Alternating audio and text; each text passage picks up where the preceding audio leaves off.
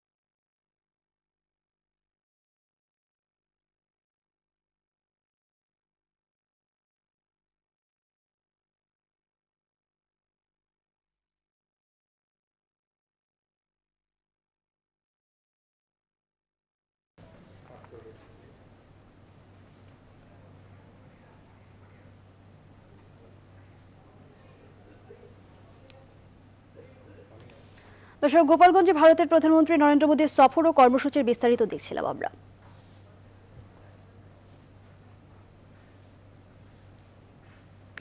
সাতক্ষীরার শ্যামনগর উপজেলার যশোরেশ্বরী কালী মন্দিরে পূজা ও পরিদর্শন শেষ করেন ভারতের প্রধানমন্ত্রী নরেন্দ্র মোদী। সকাল 10টায় সফরকারী প্রধানমন্ত্রী হেলিকপ্টারে সাতক্ষীরায় পৌঁছান। সেখানে আগে থেকেই সব ধরনের প্রস্তুতি সম্পন্ন করে স্থানীয় প্রশাসন। সীমান্তবর্তী উপজেলা শ্যামনগরের যশোরেশ্বরী মন্দিরে মোদীকে স্বাগত জানান পুরোহিত। সেখানে পূজার আনুষ্ঠানিকতা শেষ হয় সকাল 10:30 নাগাদ। পরে সনাতন ধর্মীদের সঙ্গে ছবি তোলেন নরেন্দ্র মোদী। গোপালগঞ্জ রওনা হওয়ার আগে কুশল বিনিময় করেন স্থানীয় গণ্যমান্য ব্যক্তিদের সঙ্গে।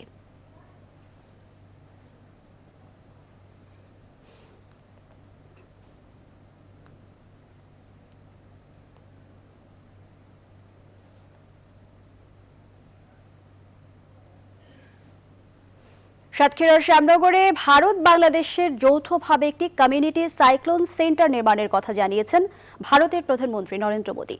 সাতক্ষীরায় মন্দির পরিদর্শনের সময়ে বার্তা সংস্থা এএনআইকে দেওয়া সাক্ষাৎকারে তিনি একথা জানান।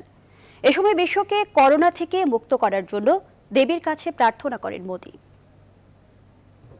यहाँ आए तो उनके भी लिए उपयोग में आए, यहाँ के लोगों के कोई सामाजिक, धार्मिक, शैक्षणिक अवसर हो तब भी उनके क्लान में आए। और सबसे बड़ी बात, डिजास्टर के समय, आपदा के समय, विशेष करके साइक्लोन के समय, ये कम्युनिटी हॉल हर एक के लिए एक शेल्टर का स्थान बन जाए, इस हेतु से भारत सरकार यहाँ पर इस निर्माण कार्यों को करेगी। मैं बांग्लादेश सरकार का भी आभार मानता हूँ कि उन्होंने इस कार्यक्रम के लिए, इस काम के लिए हमारे साथ शुभकामनाएं प्रकट की हैं। বাড়ছে করোনার সংক্রমণ। দৈনিক শনাক্ত করোনা রোগীর সংখ্যা ছাড়িয়েছে 3700, যা গত 9 মাসের মধ্যে সবচেয়ে বেশি। এসব রোগীদের চাপ বাড়ছে, হাসপাতালে মিলছে না আইসিইউ। অক্সিজেন সরবরাহ নিয়েও অভিযোগ রোগীদের। লাবন রহমানের রিপোর্টে বিস্তারিত। থামছেই না করোনার ঊর্ধ্বগতি। গেল 4 দিন ধরে দৈনিক শনাক্ত রোগীর সংখ্যা 3,500-এর উপরে। 9 মাসের মধ্যে সর্বোচ্চ সংক্রমণ ধরা পড়ল গেল 24 ঘন্টায় 3,737 জন। মৃত্যুর মিছিলে যোগ হয়েছে আরো 33 নতুন নাম। তথ্য বলছে গেল 4 দিনে দেশে 14,445 জনের করোনা শনাক্ত হয়েছে। গড়ে 3600-র বেশি মানুষ আক্রান্ত হয়েছে করোনায়, আর 4 দিনে মারা গেছেন 134 জন।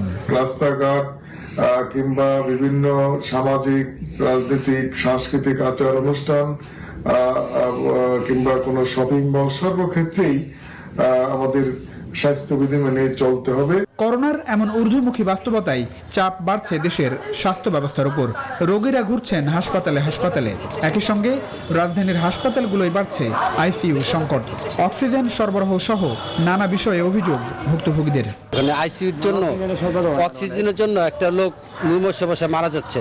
ডাক্তারের কাছে আসে শুক্রবার শনিবার 2 দিন আসে না। এখনই তাই সচেতন না হলে করোনা পরিস্থিতি আরো ভয়াবহ হবে বলে ধারণা দিচ্ছেন জনস্বাস্থ্য বিশেষজ্ঞরা। তাগিদ দিচ্ছেন স্বাস্থ্যবিধি মেনে চলার।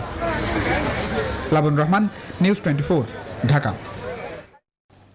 টিকাদান কর্মসূচির মধ্যেও বিশ্বে অব্যাহত রয়েছে কোভিড-19 সংক্রমণের মৃত্যু।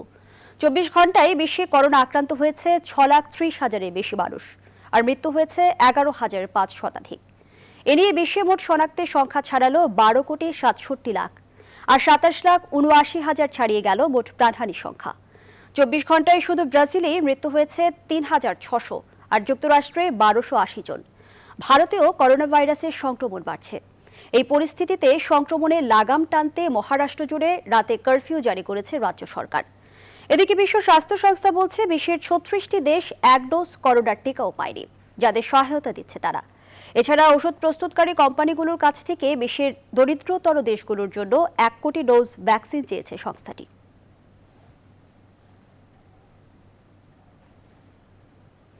সাফল্যের বিচিত্র ধারায় এগিয়ে চলেছে বাংলাদেশ। সেই সাফল্যের একটা অংশ অবকাঠামোগত বিভিন্ন মেগা প্রকল্প। বিশেষজ্ঞরা বলছেন মেগা প্রকল্পগুলো শেষে আরও 1 ধাপ উচ্চতায় পৌঁছাবে বাংলাদেশ। লাবন রহমানের রিপোর্টে বিস্তারিত। নানা বাধা বিপত্তি পেরিয়ে স্বপ্নের পদ্মা সেতু এখন পুরোপুরি দৃশ্যমান। 42 খুঁটির উপর 41টি স্প্যানে ভর দিয়ে দাঁড়িয়ে 6.15 কিলোমিটারের পদ্মা সেতু। নির্ধারিত সময় গেল ডিসেম্বরের মধ্যে সব স্প্যান বসানো শেষ। এখন চলছে স্প্যানের উপরে সড়ক নির্মাণ আর ভেতরে রেল সংযোগের কাজ। 2022 সালের জুনে পদ্মা সেতুর উপর দিয়ে যান চলাচলের আশা কর্তৃপক্ষের। এই কাজটা শেষ করতে পারাটা একটা বিশাল অর্জন প্রজেক্টের। গেল বছর খুলে দেওয়া হয়েছে আরেক মেগা প্রকল্প ঢাকা মাওয়া ভাঙা, দেশের প্রথম এক্সপ্রেসওয়ে। যে কারণে এখন রাজধানী থেকে তুলনামূলক কাছে মাওয়া আর নদী পার হলেই দক্ষিণ পশ্চিমাঞ্চলের জনপদ। রাজধানীর উত্তরা থেকে মতিঝিল রুটে দ্রুত এগুচ্ছে দেশের প্রথম মেট্রো রেল নির্মাণ কাজ। এর মধ্যে দৃশ্যমান মেট্রো স্টেশন, উত্তরায় শেষের পথে ডিপো নির্মাণ। জাপানে প্রস্তুত এরকম 5 সেট লাল সবুজ মেট্রো রেল, যার প্রথমটি বাংলাদেশে আসছে আগামী মাসে। আমাদের প্রথম ট্রেনটা আসার পরই আমরা দেখব যে টেস্টগুলো করতে কয়দিন লাগে। টেস্টগুলো করার পরেই আমরা ট্রায়াল রানে যাব। তবে প্রত্যাশা মতো এগোতে পারছে না রাজধানীর অন্য 2 গুরুত্বপূর্ণ মেগা প্রকল্প, এলিভেটেড এক্সপ্রেসওয়ে এবং বাস র্যাপিড ট্রানজিট বিআরটি প্রকল্প। কয়েক দফা মেয়াদ বাড়িয়েও সময় মতো এই 2 প্রকল্প শেষ হওয়া এখনো বড় চ্যালেঞ্জ কর্তৃপক্ষের সামনে। 22 এপ্রিল পর্যন্ত আমাদের আছে, এরপরে হয়তো আরো কিছু হয়তো বাড়ানো লাগতে পারে। বাস্তবায়নের পথে চট্টগ্রামের কর্ণফুলী টানেল প্রকল্প। নদীর তলদেশ দিয়ে নির্মিত হচ্ছে 4 লেন বিশিষ্ট 3.4 কিলোমিটার দীর্ঘ টানেল। এরই মধ্যে শেষ একটি টিউবের খনন কাজ। প্রকল্পের অগ্রগতি 60% বেশি। 2022 সাল নাগাদ চট্টগ্রামের এই মেগা প্রকল্প শেষের আশা কর্তৃপক্ষের। বিশেষজ্ঞদের মতে করোনার ধাক্কায় সময়মতো মেগা সব প্রকল্প শেষ করা কঠিন হবে। তারপরও পুরো সুফল পেতে প্রকল্পগুলোর মধ্যে সমন্বয় জরুরি বলেও মত তাদের। দরকার হলে রাত দিন কাজ করে আমাদেরকে লক্ষ্যমাত্রাটাকে আগিয়ে যদি নিয়ে আসতে পারি, উপযোগিতাটা আমি জনগণকে আগে দিতে পেরেছি। তাই করোনা বাস্তবতার মধ্যে মেগা প্রকল্পগুলোতে গতি ধরে রাখা কর্তৃপক্ষের কাছে বড় চ্যালেঞ্জ। চলতি বছরে যেসব প্রকল্পে ভর করেই বিশ্বের কাছে আরো মর্যাদার আসনে বসতে যাচ্ছে বাংলাদেশ। লাবন রহমান, নিউজ 24, ঢাকা। যশোরে বেনাপোল বন্দর দিয়ে ভারত থেকে রেলপথে পণ্য আমদানি বেড়েছে। খরচ, সময় ও ভোগান্তি কম হয় রেলেই আগ্রহ দেখাচ্ছেন ব্যবসায়ীরা। অবকাঠামোগত সুবিধা বাড়লে পণ্য আমদানি আরও বাড়বে এমন অভিমত তাদের। আর কর্তৃপক্ষ বলছে এরই মধ্যে এ বিষয়ে উদ্যোগ নেওয়া হয়েছে। রিপন হোসেনের তথ্য ও চিত্রে ডেস্ক রিপোর্ট। ভারতের বনগাঁ সীমান্তে পণ্যবাহী ট্রাক আটকে অতিরিক্ত অর্থ আদায়, শ্রমিক ধর্মঘট সহ নানা অজুহাতে ব্যাহত হয় পণ্য পরিবহন। এতে বিরূপ প্রভাব পড়ে অর্থনীতিতে। পরিস্থিতি সামাল দিতে গত বছরের জুলাই থেকে বেনাপোল স্থলবন্দরে শুরু হয় রেলপথে পণ্য আমদানি। ফলে বেনাপোল পেট্রাপোল বন্দর দিয়ে আমদানি বাণিজ্যের খরচ, সময় ও ভোগান্তি কমেছে। রেলপথে পণ্য বহন করার কারণে আমাদের ব্যবসায়ীদের অনেক ধরনের সুবিধা হচ্ছে। রেলে করে মালটা আনলে অনেক সুবিধা হবে এবং পণ্যের দামে সাশ্রয় হবে। 1999 সালে এই রেল রুট দিয়ে পণ্য আমদানি হলেও মাসে যার চালান ছিল দুটি, আবার কখনো একটিও রেল আসতো না। মহামারীর এই সময়ে সাইড ডোর কন্টেনার পার্সেল রেলের মাধ্যমে পণ্য আমদানি হওয়ায় বেড়েছে ব্যস্ততা।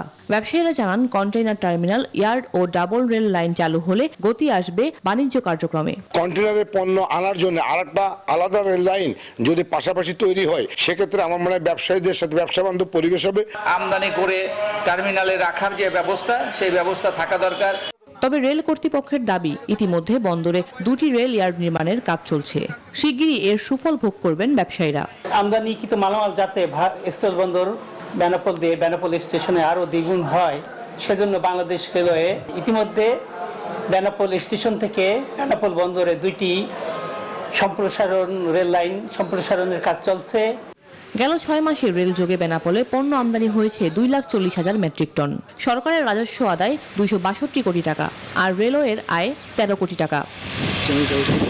Desk report, news 24। সংবাদের এই পর্যায়ে একটা বিরতি নিচ্ছি, সাথেই থাকুন।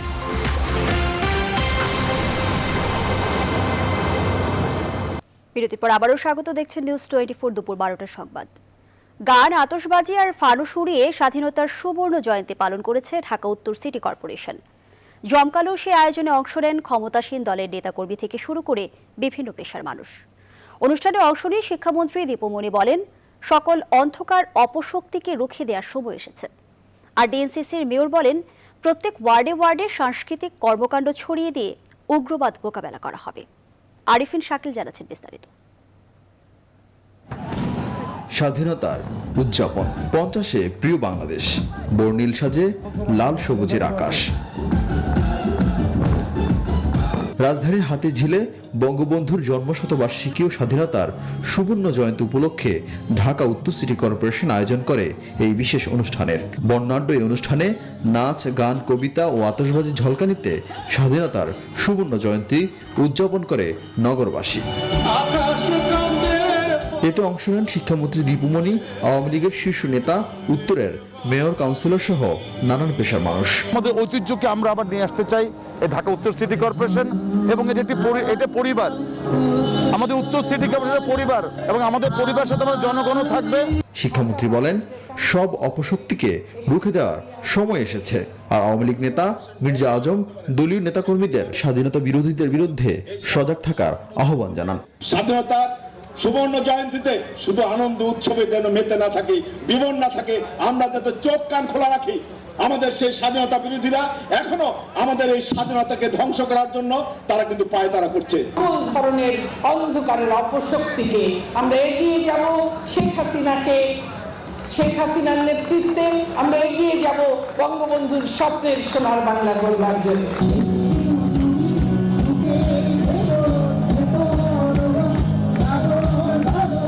অনুষ্ঠানে জনপ্রিয় অনেক সঙ্গীত শিল্পী গান পরিবেশন করেন। আরিফিন শাকিল, নিউজ 24, ঢাকা। সংস্কারের অভাবে কুড়িগ্রামের নাগেশ্বরী উপজেলার বিভিন্ন ইউনিয়নে 3টি সেতুর বেহাল দশা। চলাচলের অনুপযোগী এসব সেতুর উপর দিয়ে ঝুঁকি নিয়ে চলছে যানবাহন। এতে প্রায়ই ঘটছে দুর্ঘটনা, নষ্ট হচ্ছে গাড়ির যন্ত্রাংশ। এই অবস্থায় চরম দুর্ভোগের শিকার এ অঞ্চলের লাখো মানুষ। হুমায়ুন কবির সূর্যের পাঠানো তথ্যচিত্রে ডেস্ক রিপোর্ট। কুড়িগ্রামের নাগেশ্বরী উপজেলার ভিতরবন্দ ইউনিয়নের ঝাকুয়াবাড়ি সেতুর দৃশ্য এটি। মেয়াদ শেষ হয়েছে প্রায় 1 দশক আগেই। সেতুর রেলিং, কংক্রিট সুরকি ধসে পড়ে বেহাল দশা। একই চিত্র কেদার ইউনিয়ন ও বল্লভের খাস ইউনিয়নের সেতুরও। স্থানীয়দের অভিযোগ, দীর্ঘদিন ধরে এসব সেতু চলাচলের অনুপযোগী হলেও তা সংস্কারে প্রশাসনের নেই কোনো উদ্যোগ। জীবনের ঝুঁকি নিয়ে এসব সেতুর উপর দিয়ে যানবাহন চলতে গিয়ে প্রায় ঘটছে দুর্ঘটনা। এই ব্রিজটা 3-4 বছর হলো পড়ে রয়েছে, ভেঙে পড়ে রয়েছে, কোনো কাজ করতেছে না। কালভার্ট ব্রিজ ভাঙচুর হয়ে পড়ে আছে, লোকজন যাতায়াত করতে পারে না। জনদুর্ভোগের কথা স্বীকার করে স্থানীয় জনপ্রতিনিধি বলছেন, এসব সেতু সংস্কারের জন্য একাধিকবার প্রশাসনকে জানানোর পরেও নির্বিকার তারা। ব্রিজ একদম জরুরি দরকার, সেটা হলো ঝাঁপিয়াবাড়ি কাঠের ব্রিজ এবং আর একটি হলো মাদাইখাল গোড্ডার ব্রিজ। জেলা মিটিংয়েও আমরা উপস্থাপন করেছি এবং জেলায় তারা আশ্বস্ত করেছে এবং সার্ভে করছে, আমাদের উপজেলা ইঞ্জিনিয়ারের মাধ্যমে আমরা মন্ত্রণালয়ে পাঠিয়ে দিচ্ছি। সংশ্লিষ্টরা জানান, ক্ষতিগ্রস্ত সেতু ও কালভার্টের তালিকা তৈরি করে সংশ্লিষ্ট মন্ত্রণালয়ে পাঠানো হয়েছে। বরাদ্দ পেলেই কাজ শুরু হবে। মাদারগঞ্জ, ভিতরগঞ্জ, নাগেশ্বরী সড়ক এবং নাগেশ্বরী, নেওয়াশী, খড়িবাড়ি, ফুলবাড়ি সড়কে মোট 5টি সেতু এবং 2টি কালভার্ট প্রতিস্থাপন করা হবে। গেল কয়েক বছরের বন্যায় নাগেশ্বরী উপজেলায় বিভিন্ন ইউনিয়নে এলজিইডির 12টি এবং সড়ক ও জনপদ বিভাগের 2টি সেতু ক্ষতিগ্রস্ত হয়। Desk report, news 24। আবার আন্তর্জাতিক প্রসঙ্গ। পশ্চিমবঙ্গ বিধানসভা নির্বাচনে আজ ভোট গ্রহণ শুরু হয়েছে। নির্বাচনে 294টি আসনের মধ্যে প্রথম দফায় নেওয়া হবে 30টি আসনের ভোট। এর মধ্যে 23টি আসন জঙ্গলমহলের 4 জেলায়, 7টি পূর্ব মেদিনীপুরে। সেদিক মাথায় রেখে কড়া নিরাপত্তা ব্যবস্থা করেছে নির্বাচন কমিশন। করোনার কারণে নেওয়া হয়েছে বাড়তি সতর্কতা। ভ্যাকসিন নেওয়া কর্মীদেরকেই নির্বাচনের দায়িত্ব দেওয়া হয়েছে। অন্যান্য বছরের তুলনায় ভোট বুথের সংখ্যা 34% বাড়ানো হয়েছে। এছাড়া নিরাপত্তার স্বার্থে রাজ্যে এরই মধ্যে পৌঁছেছে 800 টিমের কেন্দ্রীয় বাহিনী। তবে নিরাপত্তার বলয় থাকা সত্ত্বেও বিভিন্ন স্থান থেকে বিচ্ছিন্ন হামলার ঘটনা শোনা যাচ্ছে। ভোটের দিন সকালে বিজেপির এক কর্মীকে পিটিয়ে হত্যার অভিযোগ এসেছে। শনিবার মাঝরাতে পটাশপুরে বোমা হামলায় এক পুলিশ কর্মকর্তা এবং বাঁকুড়ায় হামলায় এক নিরাপত্তা কর্মী আহত হয়েছে। এছাড়া ভোটকর্মী বহনকারী একটি গাড়িতে সন্ত্রাসীদের হামলায় গাড়ি আগুনে পুড়িয়ে দেওয়ার অভিযোগ এসেছে।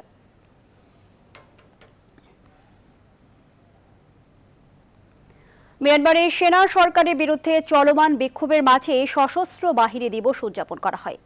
শনিবার সকালে রাজধানীর নেইপিদোতে আয়োজন করা হয় বিশাল সামরিক প্যারেডের। এতে উপস্থিত ছিলেন সেনাপ্রধান মিন অং হ্লাং। অনুষ্ঠানে সেনাপ্রধান আবারও ক্ষমতাচ্যুত নেত্রী অং সান সুচির বিরুদ্ধে নভেম্বরে বেআইনি নির্বাচন অনুষ্ঠানের অভিযোগ তোলেন। দেশজুড়ে জান্তা সরকার বিরোধী বিক্ষোভ দমনে পুলিশের গুলিতে এরই মধ্যে 320 জনের বেশি আন্দোলনকারীর মৃত্যু হয়েছে বলে দাবি করেছে বিভিন্ন মানবাধিকার সংস্থাগুলো।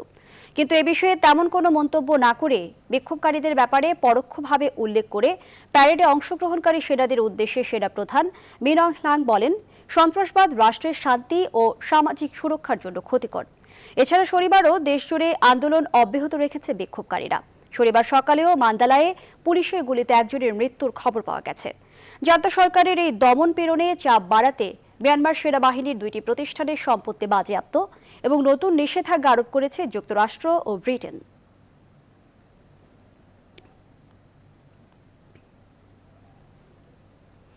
মিশরে 2 ট্রেনের সংঘর্ষে অন্তত 32 জন নিহত হয়েছে। শুক্রবার রাজধানী কায়রো থেকে 365 কিলোমিটার দক্ষিণে নীল নদের কাছে শহর তাহতায় দাঁড়িয়ে থাকা একটি ট্রেনকে পেছন থেকে আরেকটি ট্রেন সজোরে ধাক্কা দিলে এ দুর্ঘটনা ঘটে। দেশটির স্বাস্থ্য মন্ত্রণালয় জানিয়েছে, ঘটনায় আরও অন্তত 91 জন আহত হয়েছেন। মিশরের রেল কর্তৃপক্ষ জানান, অজ্ঞাত ব্যক্তিরা একটি ট্রেনের ইমার্জেন্সি ব্রেক চাপলে সেটি লাইনের উপর দাঁড়িয়ে যায়। একই লাইনে দিয়ে একই দিকে আরেকটি ট্রেন পেছন থেকে সজোরে দাঁড়িয়ে থাকা ট্রেনটিকে ধাক্কা দিলে এর কয়েকটি বগি উল্টে যায়। দুর্ঘটনার প্রকৃত কারণ অনুসন্ধানে পাবলিক প্রসিকিউটরের কার্যালয় থেকে তদন্তের নির্দেশ দেওয়া হয়েছে। মিশরের প্রেসিডেন্ট আবদেল ফাত্তাহ সিসি সামাজিক যোগাযোগ মাধ্যমে দুর্ঘটনায় হতাহতদের প্রতি শোক ও সমবেদনা প্রকাশ করে বলেছেন, দায়ীদের অবশ্যই শাস্তি পেতে হবে।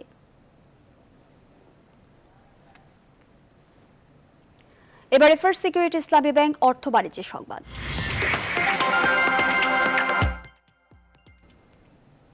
অর্থনৈতিক প্রবৃদ্ধি বাড়াতে 4টি আঞ্চলিক বাণিজ্য ও বিনিয়োগ কেন্দ্র তৈরি করছে যুক্তরাজ্য। এই কেন্দ্রগুলো হবে এডিনবার্গ, কার্ডিফ, বেলফাস্ট ও ডার্লিংটনে। এর মাধ্যমে বাণিজ্যিক সংস্থাগুলোকে রপ্তানি ও বিনিয়োগ বিশেষজ্ঞদের স্থানীয়করণের পরামর্শ দিয়ে রপ্তানি বৃদ্ধি করার পরিকল্পনা চলছে।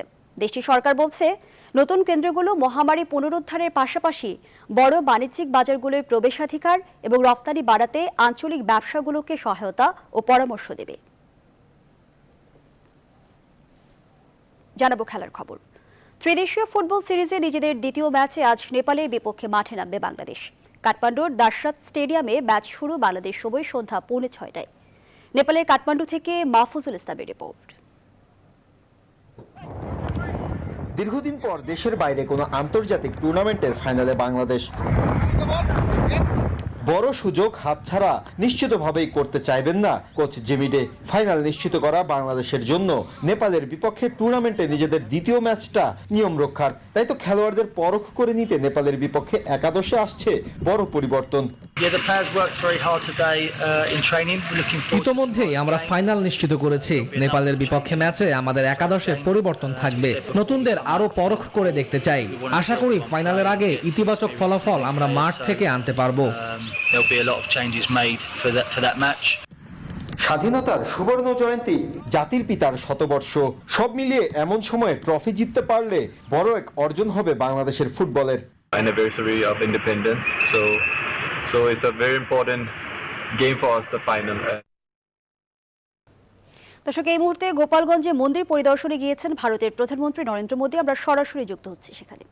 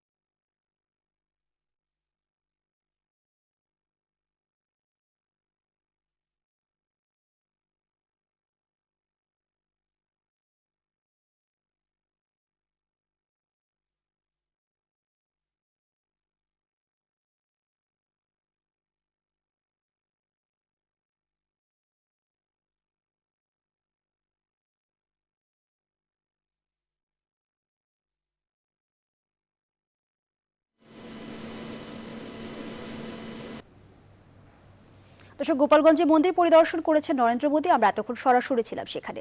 আর এই ছিল এখনকার সংবাদ আয়োজনে। এতক্ষণ সাথে থাকায় ধন্যবাদ।